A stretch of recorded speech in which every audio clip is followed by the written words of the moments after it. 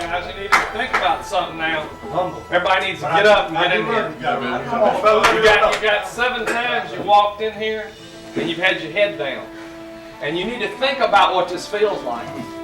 You understand me? And so when things ain't going just right, you got to play harder and harder and harder. And you got to play smart. We need to savor this, and you need to think about it, but you need to think about the things we got to do better. Good defensive effort, guys. And I don't know if we wanted the board, if we won it on the boards or not, but we did a good job. But you need to think about it. You need to think about the things that you can do better to make us better. Now I'm telling you guys, if you'll bond together and you'll be smart and think, the sky's the limit.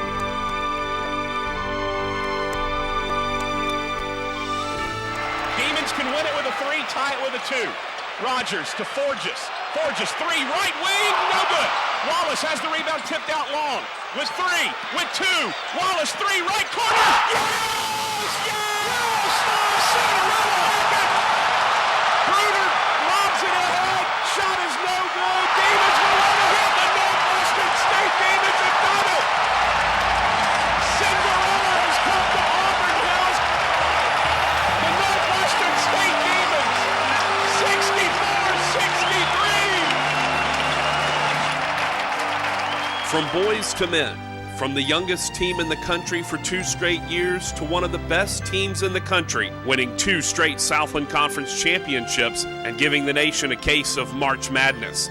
This is the story of Northwestern State's incredible 2005-2006 basketball team, the Demons of Destiny. First memory will come to mind is when we first stepped foot on this campus.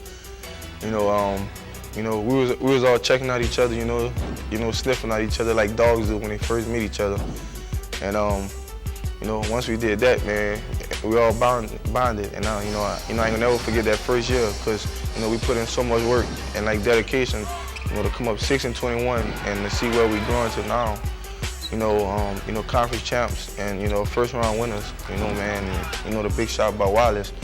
That's just a great, a great career for seniors. Coach Mike McConaughey doesn't do anything by accident. When he restocked the Demons roster with freshmen 4 years ago, he was growing a team just like his granddaddy used to raise corn and beans on the McConaughey family farm in Bienville Parish. He made an investment in some remarkable young men. As they prepared to tip off the 2005-2006 season, those players and their coaches were absolutely convinced they were the Demons of Destiny. When we first started the year, we always expected to get to the tournament. We always expected to be good. We always expected to win the conference. Preseason, we picked to win, so it was kind of like we were the target from last season. We knew what we wanted to do all season. It was just a matter of going out and getting it done. I knew we were going to be good. I came in here expecting to win, and we did that. But I was definitely excited to come back because I knew we had a great opportunity to not only win the conference championship again, but also to be conference tournament champions, and then to do what we did. I don't think there was anybody on the staff that did not believe that we, could not go to the NCAA tournament and win basketball games. On any great team, everyone has a role to play, and almost always those roles are well defined. This year, basically, my role was to just bring it at practice, come hard, work the guys, the seniors that's gonna be playing. Wait my time. My time is coming. So basically, I was just out there to work the guys. Help them get better, and have a wonderful season. Oh, I made the starters and all the guards come with it because, every day at practice you got me and Lil Mike, some of the quickest guards around. So, we both could dribble real well. So we pushed them. They know they had to come play. And then they get around with bigger guards that are probably like slower, like Horner from Iowa. And, his speed, he wasn't really fast or anything. So they was just used to he couldn't even take a step. His first step was slow compared to me and Lil Mike. My role, I think, was just to come off the bench and give the team a spark. You know what I'm saying? If we started out slow, I just wanted to come in and try to give the team a spark on whatever I had to do, mainly scoring, because Coach Simmons said I don't play no defense. All I really did was practice hard and push the guys in practice and provide a shooting threat in practice because we got a lot of good shooters in our conference, and I just tried to help out that way. My role on this basketball team, I'm just basically the behind-the-scenes guy. I don't really want any credit when when you see W's on the scoreboard, when you see the guys looking neat, when you see the guys together and everything's running smooth, Little Snake's done his job. I like to think that I'm more than a secretary, more than an administrative assistant even. I just like to feel that I'm part of the team, and they have always treated me that way. The coaches have, and the players have. It's easy to spot the stars. In this championship season, there were also some unsung heroes, many more than we could mention right now. I know Miss Kathy and Ed, they do a lot, but I think Andy, Miss Donna, I think she do a lot of things for us. She help us out all the time. And it's just, she the unsung hero that I think, because she keep us all together. Like, she keep our heads straight. Oh, KJ, man, KJ like our backbone. You know, he make everything go behind the scenes. I mean, without KJ, we wouldn't have a lot of stuff we have right now. The little lady, man, she be loud. She had all our games. You hear over everybody. The smallest person in the audience, but you hear, and she's so much help for us. I think she's a big part of the team too. Just for a young lady, I'll still call her a young lady, that didn't really know a lot about the game, she's really become a real coach. And she's as involved in this as anyone, and just thankful that she cares as much about it as I do, because I think that's important. When considering the question of unsung heroes, it was interesting that several players immediately thought about one of their teammates, whose nickname became somewhat of an obsession with TV announcers all season long. Bad day, sometimes he might not play the whole game, or sometimes coach might forget him on the bench, He never complains about any of that, so I have to say Curry. He always called me his son, But Fat Daddy, he cool, you know what I'm saying? I say Fat show the most love on the team. He's the one that's gonna hug you and kiss you, lift you up, let you know everything is all right. He's like the sentimental one. I think that Curry and Forger surprised me the most. On my visit, I seen him play, but I didn't know he was that good. But I knew he could shoot it, but I didn't know he could put it on the floor and do other things with the ball. So he's real versatile. But Curry and Forger real put a spark in my eyes. Kerwin Forges was part of the second group that gave the Demons the deepest playing rotation in the country. 10 players led the team in scoring at least once. 9 were tops in rebounding at least once. 11 played regularly, and it wasn't unusual to see the Demons kick it into gear when the starting 5 sat down. Coming off the bench, it doesn't matter whether I start or come off the bench, so, it's just good just to play at any time. We just wanted to come in the game and not slack off from what the first team was doing. Try to keep the momentum going, come harder, so we get a W. With nicknames like Fat Daddy, Big Smooth, Icy, Tucci, and 40, you can tell the Demons didn't take themselves too seriously. In fact, they laughed their way through the season. This team didn't need anyone except each other to cue the chortles and get the giggling going. KP in Hawaii. Me and Coach Simmons early in the morning. Some things Coach Mike didn't do at practice. Just this team, the whole team funny. The whole year been funny and fun. We got a lot of comedians on this team. I think Clifton Lee is one of the top comedians on the team. I'm proud of the run-up. Then Wallace, and then Big B finished dead last. I just like to have fun. I like to smile. I like to make other people smile. So just being on this team, everybody just love the clown. So I just assume that position. You gotta be either Byron or Jermaine Spencer. You're definitely gonna get a laugh out of one of the two. The boys is crazy. I don't know. That's tough right there. That's a real tough one. I'm gonna go with Icy. That's Lil Mike. I'm gonna go with Icy though. I like to have a good time and make people laugh. Me and my boy Beener, we like to clown a lot, and a lot of other people do too. So it makes everything easier that way. I knew that he maybe had it in his genes to try to spice up things a little bit and maybe comb the hair across. Maybe that's a trait. It's a group where they hang out together a lot. They know each other really well. A lot of times teams splinter off and you'll have 3 or 4 different factions on the team. These kids all stay together. They all laugh and joke and have a good time, and no one's too big time to hang out with the rest of them. They all cut on each other, whether it's them talking about Kerwin's weight Spencer's gap in his teeth, or Clifton's hair, or Jermaine and Clifton's questionable dental accessories. It didn't take long to spot one of the funniest features of the Demons of Destiny. It was a year-long obsession with Clifton Lee and his unlikely fro bro, Michael McConaughey. If they didn't understand before tip-off, NSU's opponents got the drift. When you played the Demons, you'd better fear the fro. I don't even know why I started growing it, but it's like I've been growing it for like 3 seasons now. I grew it at the beginning of the season and cut it off toward the end. But this year I just stuck with it, and it became one of my trademarks. Well, I was trying to increase my sex appeal a little bit because it wasn't working the big head, but me and my boy Big Smoothie, even though he won't talk to me anymore because they got it cut, we're holding it down with the big froze. Ice is a very unloyal person. I mean, we were supposed to be sticking it out to the end, and he just went and cut his hair off. Another unique element of the Hoop Squad, as they called themselves, was senior manager John Smith. In Hawaii, he won the hula dance contest at Jermaine's luau.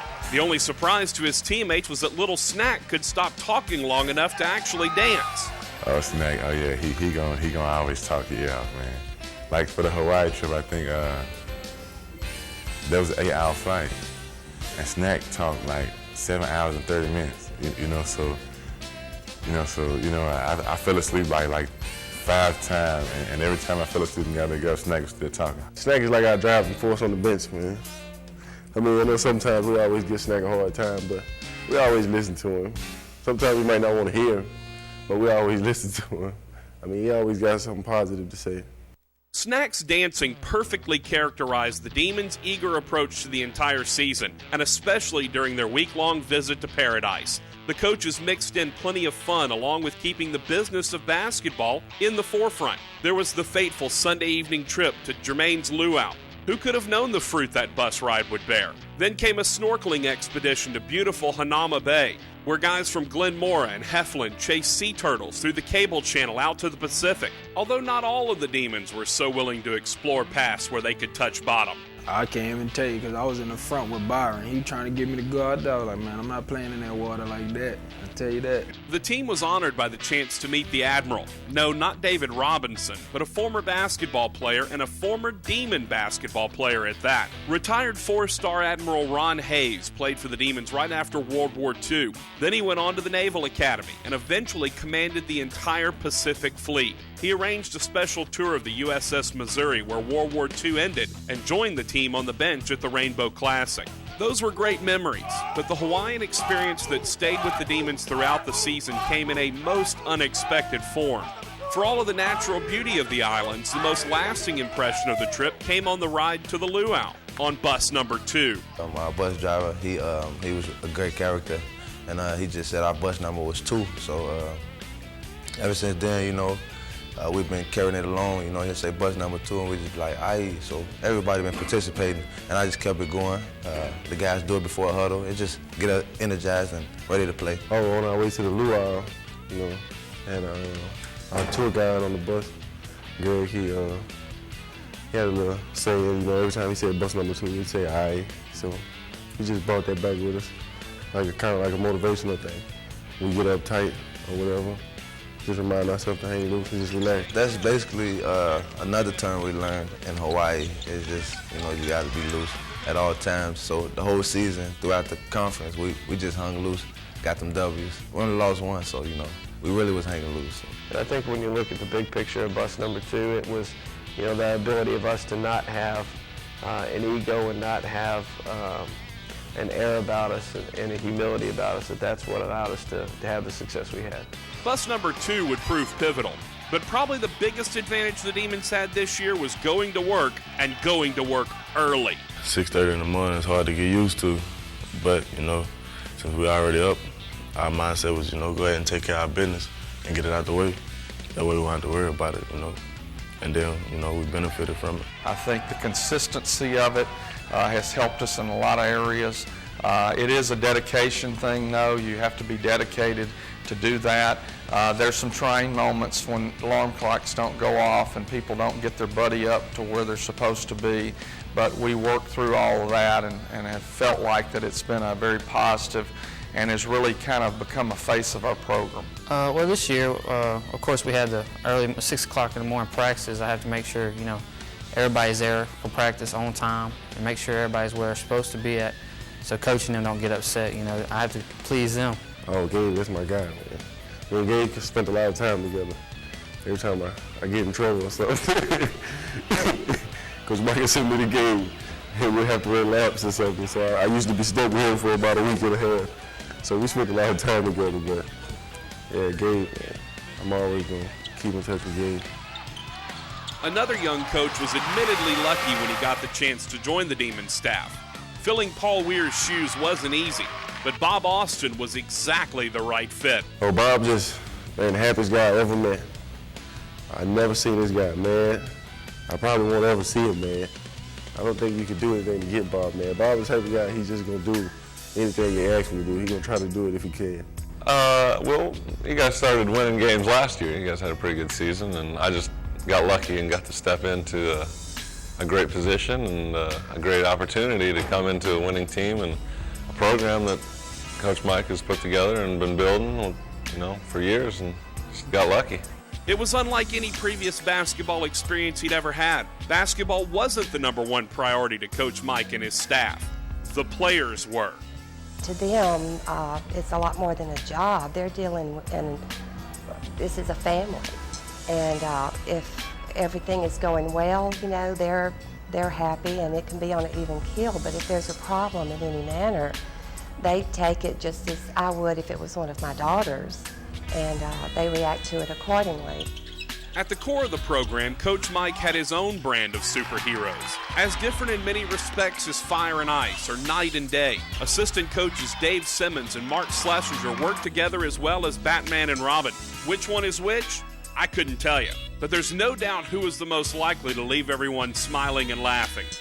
Simonisms have become, very important in our lives. He's a great guy, and he real funny, and you got to watch your food around him.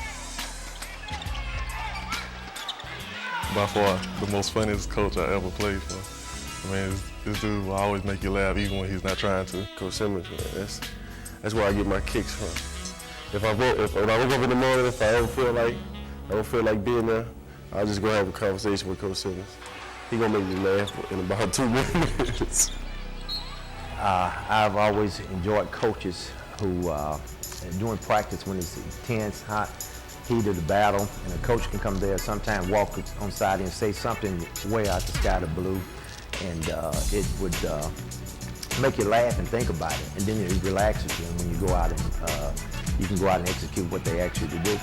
As for Coach Sless, his intensity on the court gives way to a great sense of humor off the floor. He's a guy who loves NASCAR and pro wrestling, but to the Demon players, his passion for the game and his approach to practice help make their dreams come true. Coach Sless, he really brings out the best in you. A lot of people don't understand him. I didn't understand him at first with all that, all that crazy stuff he used to make us do, but he just wanted us to be better players.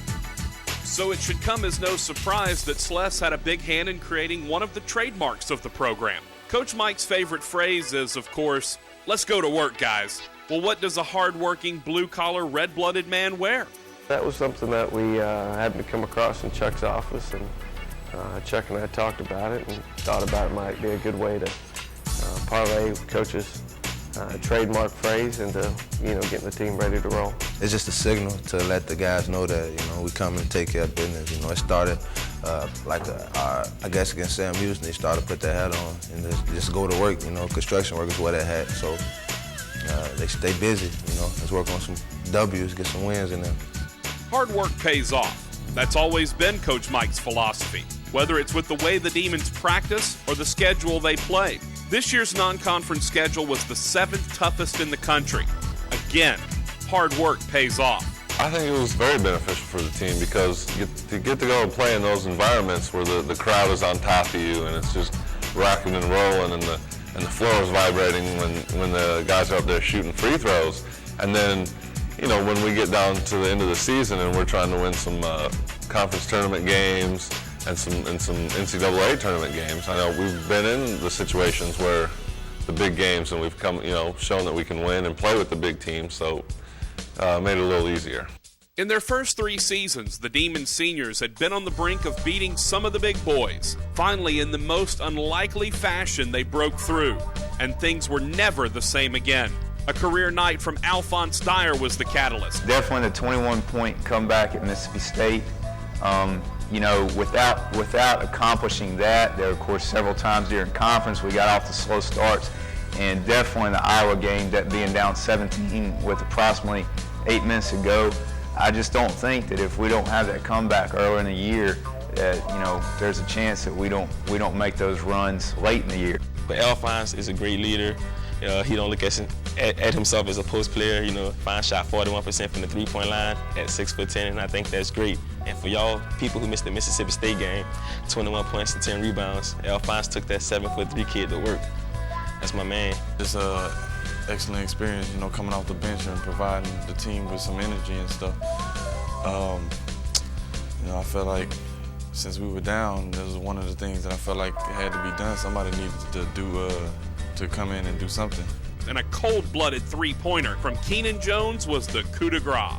Well, Luke was driving to the goal, and he wasn't looking at me, but I knew he saw me, so I was just thinking about just knocking down the shot and I hit it.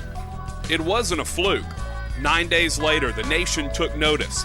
Clifton Lee had 24 points and 9 boards, and Oklahoma State had only its second home court loss to a non-conference opponent in 107 games under Coach Eddie Sutton. It was a big stage, and I stepped my game up tremendously that game. And just to pull off a win, good thing my teammates was getting me the ball. I was feeling a little hot, so I just kept on shooting, and the shots was falling for me.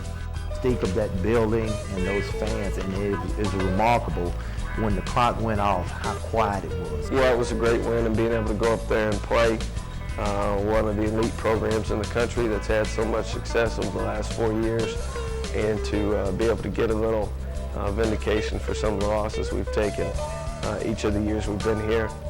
Just before Christmas, NSU added another big-time notch to the belt. After beating teams from the SEC and the Big 12, the Demons whipped one of the Pac-10's proudest programs, Oregon State. In the first game of the Rainbow Classic, Kerwin Forges had a perfect shooting night as the Demons bested the Beavers. I just let it happen. My teammates just have confidence in me, especially on the second group point guard, Keenan Jones. He always tell me when we first get in the game, I'm about to come to you. And if I'm hitting or something like that, he's just gonna keep on coming to me and keep feeding. It was a great starting point for us to go out there and really come out of the gate and play well. We played well against Iowa State as well. And it was just a great validation for what we're doing, and to go into a tournament of that level and be able to compete was great for us and great for our conference. As 2006 began, the Demons faced a challenging start to defending their Southland Conference title. 4 of the first 5 games were on the road. They played the other defending co-champs, Southeastern Louisiana, twice. Southeastern was a great rivalry. They had a new coach, a new system, so we had to prep for that, and it was something where their kids still had some hunger to beat us, and a rivalry there to beat us, and our kids did too, and I think that was good for us to come out and have a great rivalry at the beginning of the year, where we really could zone in and play them so close. I think in the big picture really helped us because it was a short turnaround, and we knew the scout. The guys were able to focus in on just playing hard and competing in both those games. NSU came out of the first 5 games 4-1. The only loss came in Huntsville to Sam Houston. So when the rematch rolled around a couple of weeks later in Prather Coliseum, the people in purple were ready. Going into it, we were very focused. The intensity that was there, and plus, our fans also knew how important it was. So I think it was a whole thing, combination of players, coaches, and fans knowing everything we had to throw out, kitchen sink, in other words, to win that basketball game and what we came up and accomplished. Felt like that, we were just prepared for them mentally. Probably, a loss, I don't like to think of a loss being a good thing, but in this case it probably was, because we were extremely focused, played extremely well against them throughout the game.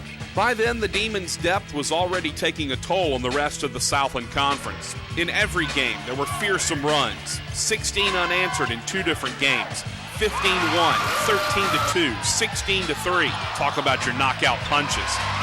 Our system allowed us to have big runs because usually Our team made big runs around between the 4 and 8 minute mark, which was usually when we were coming back in with our third group of 5, and that's when we were really able to come back and be strong and make a good run there because our guys were coming back fresh. Their team had been competing against, 10 guys already. The hot hand earned NSU a national TV game in the Bracket Busters on ESPN. But before heading to Logan, the Demons had to avoid the Southland's stumbling block, a visit to Stouffer Gymnasium at Nicholls State. Very, very tough place to play. And they had beaten some people that, and other people have always struggled at Nicholls State. So we went to that game and knowing that's a game, you don't want that blemish on your record. So that was a very tough venue to play, very admirable opponent that night. And it was a game in which we all said as a coaching staff, we just need to win by 1. Didn't care how we got the job done, but to win by 1. After a 9-point win, the Demons went wheels up into the snow-covered mountains. They dominated Utah State in the first half and led until the final minute. All was not lost after a bitter defeat. Getting to Utah and playing was a very, very important part of the season because I really felt like it's NCAA stage that we were playing on, and we were able to lead most of the game all till about the last 30 seconds and just not able to put it away, but it enabled us to have confidence that we could win in any venue in the country. Back home, Northwestern got its only regular season meeting with Coach Billy Tubbs and the Lamar Cardinals. A win would wrap up no worse than a share of the Southland title. The Demons were determined. Showed a lot of resolve. We held their leading score and the leading score in the conference to 4 points. And it wasn't really even close the entire game. Our guys knew what was at stake.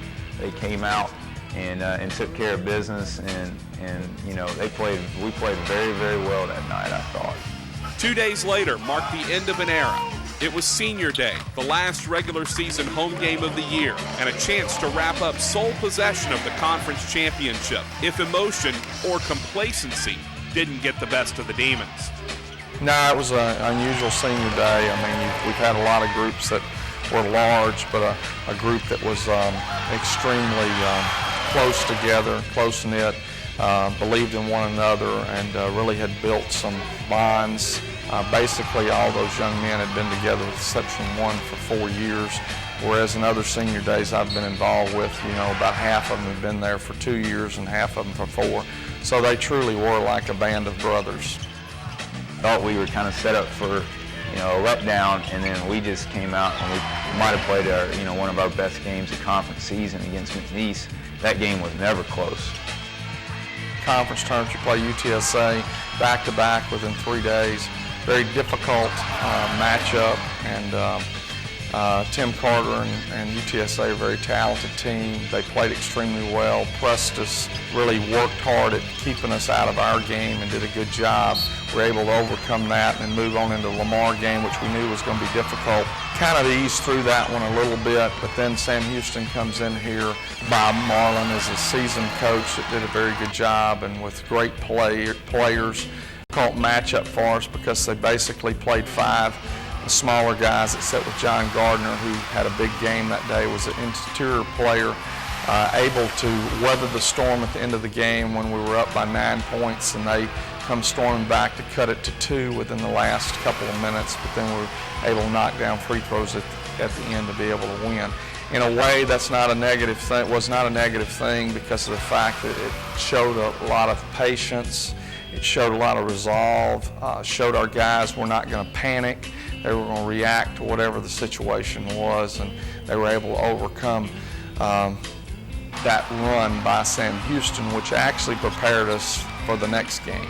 The Demons wrapped up the season a perfect 14-0 in Prather Coliseum in front of a record crowd of 3,920 people. The celebration barely ended when the NCAA tournament pairings were announced a couple of hours later. The Demons felt they might have been underseeded a bit at number 14 in the Atlanta region, matched up against the Big Ten tournament champion Iowa Hawkeyes. But in typical fashion, they didn't waste time whining. They got to work, embracing the experience all the while. Demon dreams were about to come true. As growing up and stuff, you see it on TV, you want to be a part of it. And when we finally got there, it was just like I dreamed of. And to win a game, it made me that much better. Having a hometown connection in Detroit certainly helped. Basketball legend Joe Dumars opened the doors of the Pistons practice facility to the Demons. It was a natural fit. We're kind of mirror to, if you look at it, we're kind of mirror to the Pistons. They are a blue-collar team, and that's what we pride ourselves in, going to work hard. And, you know, Coach McConaughey with the hard hat, but a blue-collar team as far as work ethic. After pregame press conferences and the build-up to the first weekend of the NCAA tournament, the Demons were ready for the big dance. They started slow in each half, looking shaky to those who didn't know better. The matchup was favorable. In that game, we had a great advantage with foot speed, and we knew that if we kept the pressure on, that we would be able to wear their guards down. And both those runs came at the end of the half when we were able to get them worn down and really get them to turn the ball over and speed up their play. And so we knew it was just a game of us getting able them to get to play our tempo. And so that's what happened. And you know, luckily we were able to make some shots in both those runs, and we were able to make one big shot especially. Down by 17 with 8.5 minutes left, the boys of bus number 2 rode the hot hand of Clifton Lee on the way to a date with Cinderella. My shot was a little off, you know. Did a few minor adjustments, and then Tyrone was giving me the ball, so I just kept on knocking them down. I mean, that's the MO, if you'd have it, of this team, that they would compete the whole game, and truly they competed the whole game in that situation. And if you go back and look at that game early, comparing it to other games, many times this year at Wichita State, at Hawaii, at Iowa State, against Iowa State, actually even the Sam Houston game in Huntsville, we had opportunities to win the game in the last, you know, waning seconds, and we didn't make the shot. But we made that shot, and that was the culmination of a great season. The nation's fans were on the edge of their seats. In 14.6 seconds, Northwestern State University found its way into the NCAA tournament history books, and suddenly, Cinderella wore purple. A chance for the lead or a tie. They go to the rim. For three, no! Loose ball in the corner. 3 seconds to go. Yes! Oh my goodness! At the other end, Haluska off the rim. Northwestern wins.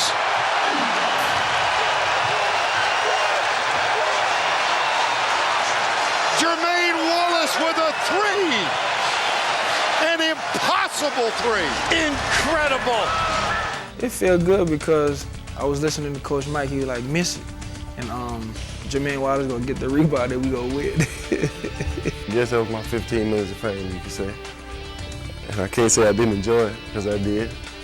I mean, that shot right there was just a blessing, man. I mean, just to even be in that situation, to make the shot was the best thing. And just to get in that situation,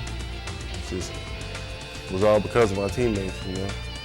We all pulled together to put ourselves in the situation to win the game. And for me to be able to hit the shot, it's just, man, just a way to say appreciate them, you know, because without them, I would have never had that opportunity. Well, as soon as the shot left his hand, I mean, I was on the baseline where the cameras was, like, spreading them out. As soon as the clock hit 0, I was the first one on top of Jermaine. I think they said that pitch is like everywhere. I'm the first one on top of him. Everybody else telling him to put his shirt on. I'm moving everybody back. I want to get back. He just hit the game winner.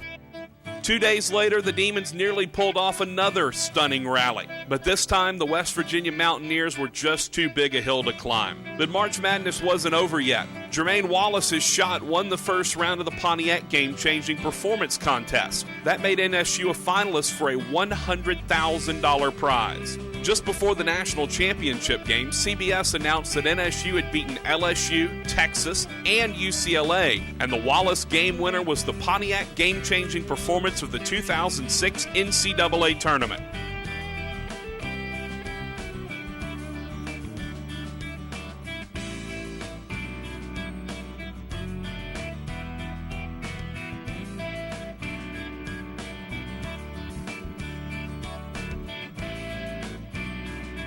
In a season like this one, no scrapbook or highlight video is big enough for the memories. As the voice of the Demons, I saw every moment of every game of the Demons of Destiny.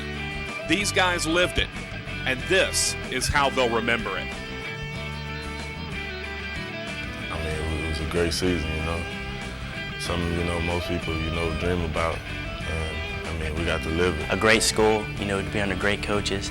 And to have a year like this, you know, I was a part of it in practice, but not really on the court because I redshirted. But I can't thank God enough for sending me to a great school and giving me this opportunity, because Quitman is very small, and, you know, being on national television was just incredible, and I just can't believe it. It's just amazing. I learned a lot, man. Especially from the seniors, you know. I learned it's not all about scoring. It's not all about who gets the glory, you know. It's all about a W, you know. And I also learned that, you know, you can fight with people, you know what I'm saying. The next day you can be friends with them, you know what I'm saying, because it's all about a team. But, you know, you don't want anything to come in between the team and what you're trying to reach. So I learned that, you know what I'm saying, we all one family, and we all gonna have trials and tribulations, but in the end we all gonna be together. They work for it, and everything they got they deserve. Because I mean, from 6 in the mornings every morning, them guys up and already practicing. You know, we're out there, and there's hardly any other colleges and universities in the nation that work as hard as our guys do year-round. I mean, our guys, they take a week and a half off from the end of the year. And after the end of the year, they take a week and a half off and they get back to work year-round. It's deserving. I'm going to tell them that they were a good group of guys that were truly friends, and they really enjoyed each other's company, really laughed a lot, had a lot of fun.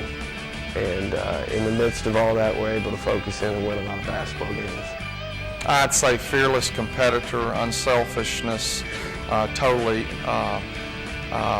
selfless, a group of guys that had a goal, decided they wanted to accomplish the task at hand, and being willing to make the sacrifices necessary to do it.